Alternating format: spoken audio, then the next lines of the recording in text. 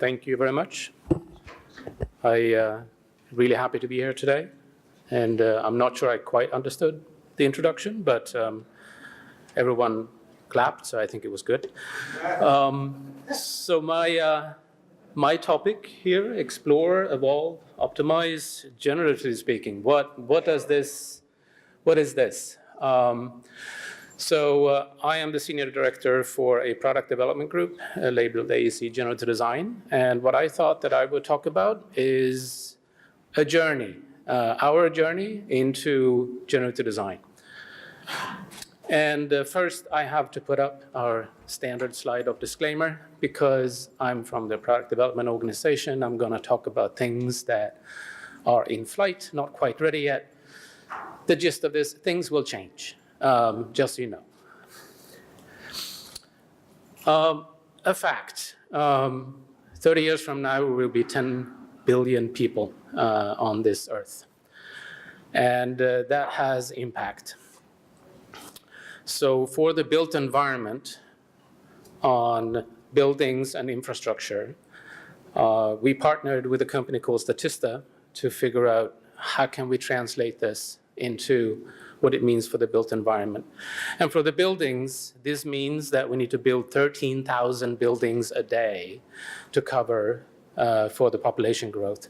And on the infrastructure side, enough roads and rails to circle the earth 30 times every year. So we got a problem. There's more work that needs to be done with a higher quality, and we have less resources available. What my team is working on, we are, of course, looking at this challenge and see what we can do. Unfortunately, I do not have the silver bullet. I don't have the answer for everything. What we are trying to do is to enable and build tools and frameworks to help explore solutions based on their goals and make better design decisions. And that's what I am going to elaborate a little bit on here today. So I'm old enough so we can go back in time. When I started in this business building software for the AEC industry, the customers I met were using paper and pen for the most part. And we have evolved into using computers. What hasn't changed a lot is that the information and the knowledge and the experience is still in people's heads. And we are not capitalizing on the computers enough or as much as we can. There's a lot of things happening right now that is making this an interesting time and making it possible to leverage the professional intelligence and knowledge and experience and augment that with the algorithmic opportunity that computers give us. So what my team is working on in the context of our journey to generative design is to make it possible to define goals and constraints and then use algorithms to come up with solutions that fit in with those criteria. And there's solutions with an S. There's going to be multiple. If there's just one answer, and that is optimal, you shouldn't use the tools that I'm talking about right now. Then it is a deterministic rule-based problem, and there's better ways of solving those problems than using these kind of methods. Some examples that exist, just a few. Stadium construction, site planning or neighborhood planning, drainage, they are all multi-dimensional optimization problems. They have a set of goals that are hard. You need to find the right compromise between them. In the case for a stadium, you want to get as many seats as possible. Every seat, they need to be able to see what's going on in the stadium. And of course, you want to minimize the footprint, and it needs to be structurally sound. For construction and construction planning, you might optimize for time, sequence, labor, cost, material, etc. The example on the lower left that I will talk a little bit more about, which is a land developer in the Netherlands, are optimizing for cost, revenue, environment, sustainability, and also variety. And of course, when you're dealing with drainage, volume of dirt to move shouldn't be too much, and you need to make sure you don't have any problems with existing structures. So to begin with, this is hard. And how can we unlock in getting computers to help us more than what they currently do? On the history, and put things sort of in perspective on what we're working on, is if we go back from where I started with the drafting board and the kind of early computer systems I worked on, which was primarily targeting to do drafting and putting ideas on paper, even though it was in a computer, moving over to parametric systems and BIM. And through the 30 years, it's been easier and easier to do customizations and adding new kinds of functionality and tweaks. What we're working on is also visual programming on top of our software. The other part that we're going into now, all of these previous things I would categorize as sort of forward modeling or recording decisions. You don't know what is sort of behind it. It's the end state that is being recorded. What we're going into now is in the realm of generative design, establishing goals and constraints and using the computer to generate multiple options. So optioneering might be the first kind of step into this. Design optimization might be the second. These are the ones that we are working on a project called Project Refinery. So Project Refinery is not, here's the generative design product. I'll say that immediately. We are targeting these two areas with this project. And as I said in the beginning, the goal for this is to help to explore more options and evaluate them in less time, and by that, enabling optimization and better decisions. Project Refinery is built on our visual programming platform called Dynamo, which is an open source framework. It is connected to multiple other products. The ones that people mostly use is Dynamo connected to Revit, but it also enables to work with other products. And actually quite recently, we also just released Dynamo for Civil 3D, so it can also work on infrastructure.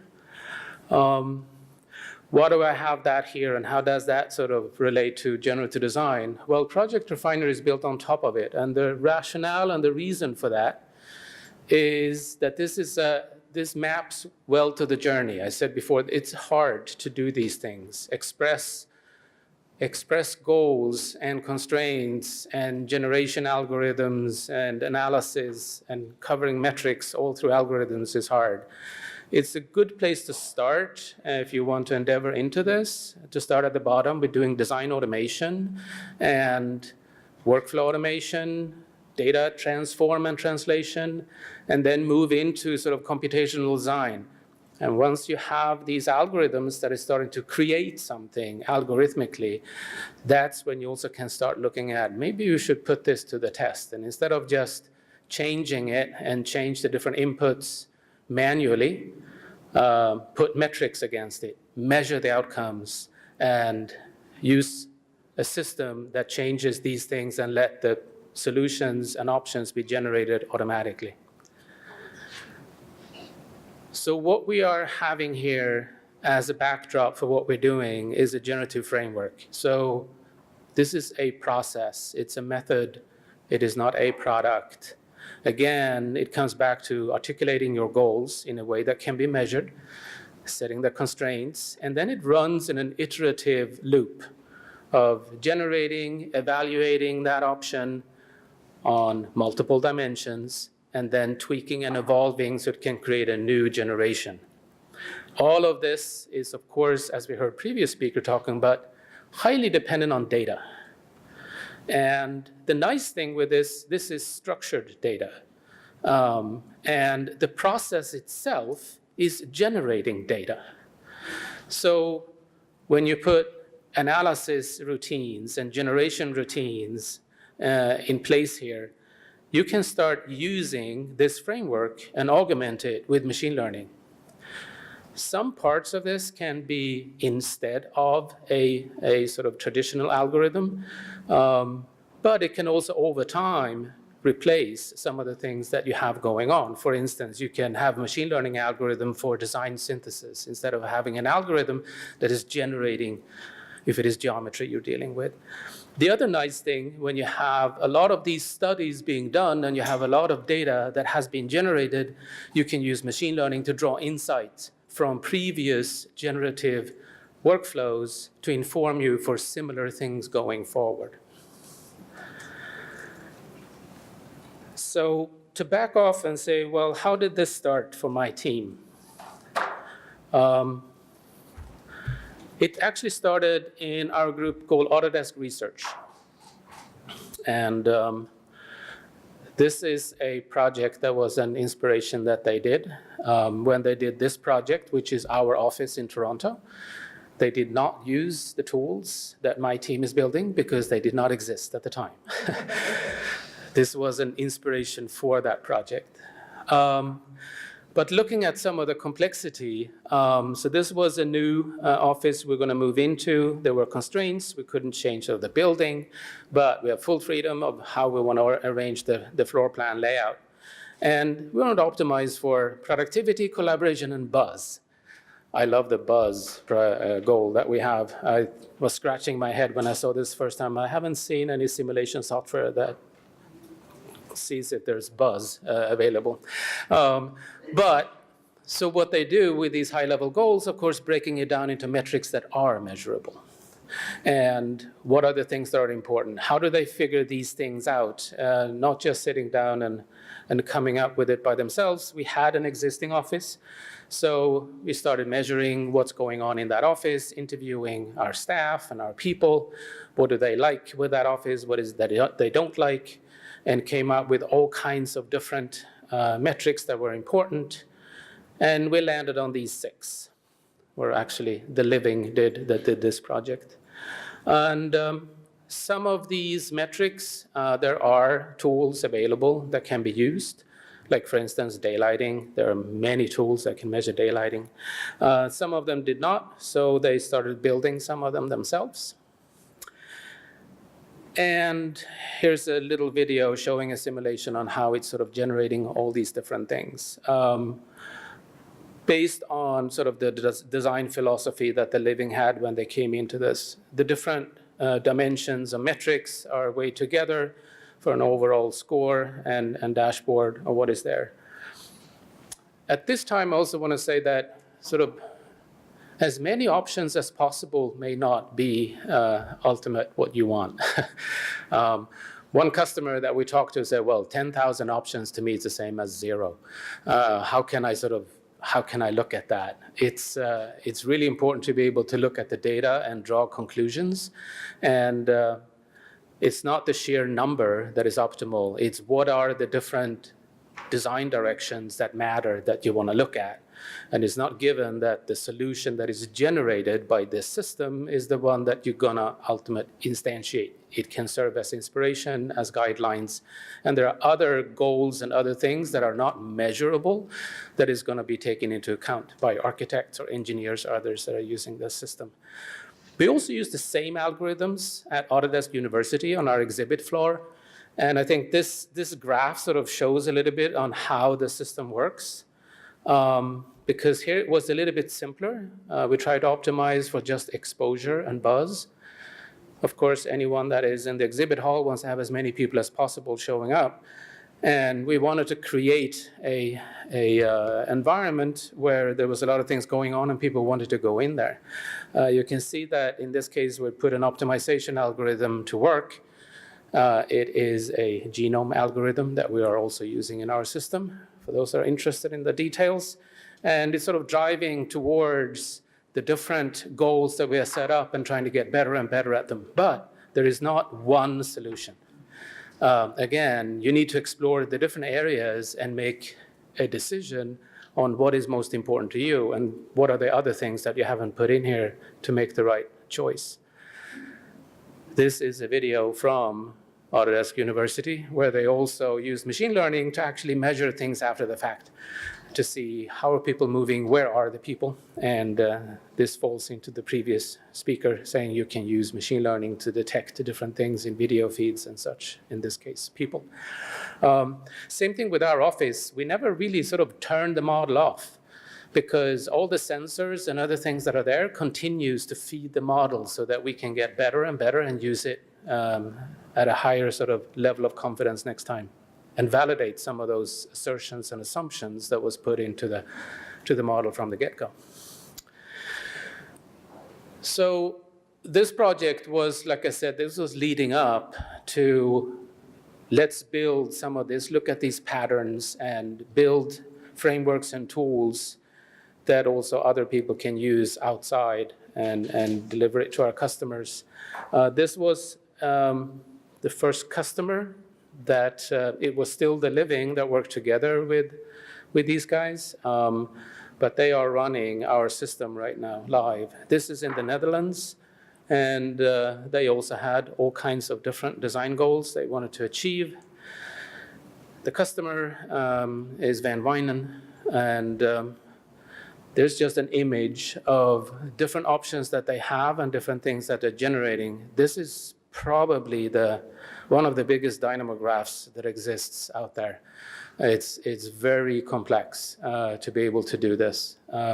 For those that are interested, there was a talk on this with people from Autodesk Research at Autodesk University. So you can download this and look at it if you want and go through the slides in detail. Not everything needs to be super complex. I'll show some more live examples of the system actually running. This is one of the things that was done very early on in-house by our team. And this is an example of a crane optimization. So this is much more constrained problem, which makes it easier to solve. There are two different goals. Trying to minimize time for construction, meaning you don't want to move the cranes around, and make sure that the cranes can actually reach the building. The add-on that you see right now in that window is Project Refinery. That is running the different option generations, and there are different strategies that you can use when you use this model. It can use a genome optimization algorithm. It can also generate just a cross-product section of different solutions, so you get like an idea of all the different end conditions. Or you can run a solution you like, done a similar one than this. Different kind of options and different ways of doing data visualization. The standard one that is here, this video is from where we were like 4 months ago. So this is a 4-dimensional scatter diagram that you be shown here. A little bit more recent example. This is a floor ratio optimization. And it's not really the kind of solution here that I want to talk about, but this is now integrated in product, in the design product. You don't really see all the other things, the wire diagram that Dynamo has. It's running in the background. You don't need to see that. It is showing the different options that you have as inputs and outputs and how you want to look at them. This one is probably 2 months old, so now we added thumbnails and other things to make it easier to wander and select and see what's going on. But the interesting part is all of these examples, you want to keep them lightweight so they can run and produce results quickly. Once you have selected something, because it's now also connected to the authoring application, we can do other things as a result. We started out with a very simple massing model. And at the end here, when we select the solution, what it does, it generates a curtain system on that building. And you can envision that that could be another generative workflow you want to work on and say, now I want to play with a curtain wall and say, panelization, how do I want to optimize for this? Should it be minimizing the number of unique panels, or do I want to explore different kind of patterns or other things like that? So keeping them smaller and running them in sequence is a good strategy. Again, this is the framework that we're using. You can plug and play all kinds of different things into this framework, and that is the intent. We are not going to deliver this as a sort of baked product. I think part of the key to do this is to allow for customization and make sure that you can have your own design philosophy being integrated into it. We will deliver templates of workflows so you don't have to start from scratch because it's hard. And we will try to find where there are patterns that are repeatable across many things so that we can have more building blocks for people to use. This is right now in a beta state. We released Project Refinery right for Autodesk University in November last year. We are updating this frequently. The executables are being updated every other month. We are updating with material, training, samples, other kind of components, et cetera, on an ongoing basis. So if you're interested and want to join it, you just go to autodesk.com/solutions refinery beta, and then you will get all the information you need on how you can join and participate in this program. And that concludes my presentation for what we're doing. Thank you very much.